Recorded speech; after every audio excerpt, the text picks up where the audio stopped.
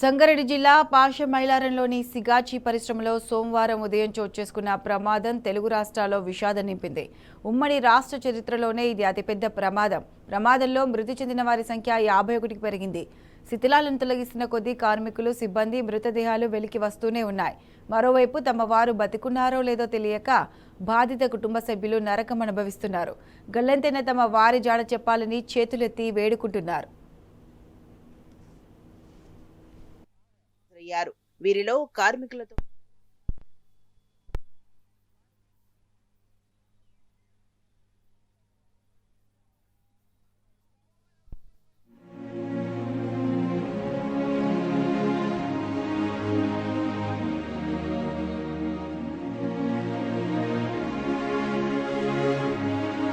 పాసమైలారంలోని సిగాచి పరిశ్రమలో జరిగిన ప్రమాదంలో మృతి చెందిన వారి సంఖ్య అంతకంతకు పెరుగుతూ ఉంది.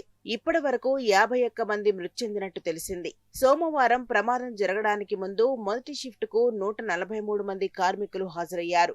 వీరిలో కార్మికులతో పాటు పాలనా సిబ్బంది కూడా ఉన్నారు.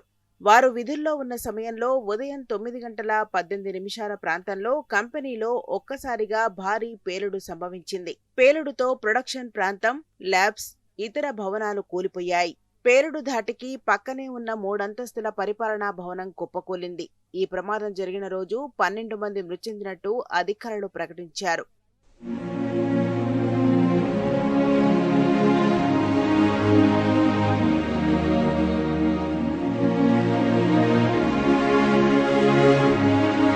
ప్రమాద స్థలిలో ఎన్డీఆర్ఎఫ్, ఎస్డీఆర్ఎఫ్ బృందాల సహాయ చర్యలు కొనసాగుతూనే ఉన్నాయి. మంగళవారం ఎన్డీఆర్ఎఫ్ బృందాలు పెద్ద సంఖ్యలో మృతదేహాలను వెలికితీశాయి. ఇప్పటి వరకు 37 మంది చనిపోయినట్టు తెలుస్తున్నా ఈ సంఖ్య మరింత పెరిగే అవకాశం ఉందని అక్కడి పరిస్థితులను బట్టి తెలుస్తున్నది. వేరువేరు దవాఖానాల్లో 34 మంది చికిత్స పొందుతున్నారు. కేంద్ర మంత్రి కిషన్ రెడ్డి మంగళవారం సిగాచి పరిశ్రమను సందర్శించి ప్రమాద వివరాలు తెలుసుకున్నారు. పటాన్చెరు దవాఖానలో క్షతగాత్రులను, బాధిత కుటుంబాలను ఎమ్మెల్సీ కల్వకుంట్ల కవిత పరామర్శించారు. సిపిఎం రాష్ట్ర కార్యదర్శి జాన్ వెస్లీ సిగాచి పరిశ్రమను పరిశీలించారు. ప్రభుత్వ నిర్లక్ష్యంతోనే ఇలాంటి ప్రమాదాలు జరుగుతున్నాయని జాన్ వెస్లీ ఆరోపించారు. ప్రమాదంలో మృతి చెందిన వారిలో 14 మంది మృతదేహాలను అధికారులు గుర్తించారు. వీరిలో 6 తెలుగు రాష్ట్రాలకు చెందినవారు ఉన్నారు. మంచిర్యాలకు చెందిన జీవి నాగేశ్వరరావు, కడపకు చెందిన నిఖిల్ కుమార్, శ్రీరమ్య, తూర్పు గోదావరికి చెందిన పోలిశెట్టి ప్రసన్న, చిత్తూరుకు చెందిన హేమచందర్, ప్రకాశం జిల్లాకు చెందిన దాసరి సునీల్ కుమార్ ఉన్నారు. వీరి మృతదేహాలను వారి వారి కుటుంబ సభ్యులకు అప్పగించారు. మిగతా వారి మృతదేహాలు 70 నుంచి 90% కాలిపోవడంతో వాటి గుర్తింపు అధికారులకు సవాలుగా మారింది. దీంతో DNA పరీక్ష ద్వారా మృతదేహాలను గుర్తించాలని అధికారులు నిర్ధారించారు.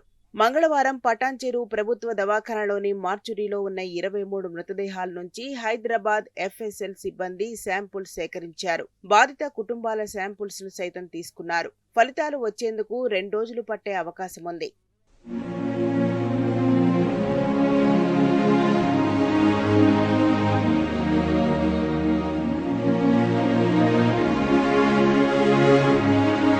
సిగాచి పరిశ్రమలో అతిపెద్ద ప్రమాదం జరిగి భారీ సంఖ్యలో కార్మికులు మృతి చెందినా కంపెనీ యాజమాన్య ప్రతినిధులు ఎవరూ ఘటనా స్థలానికి రాలేదు.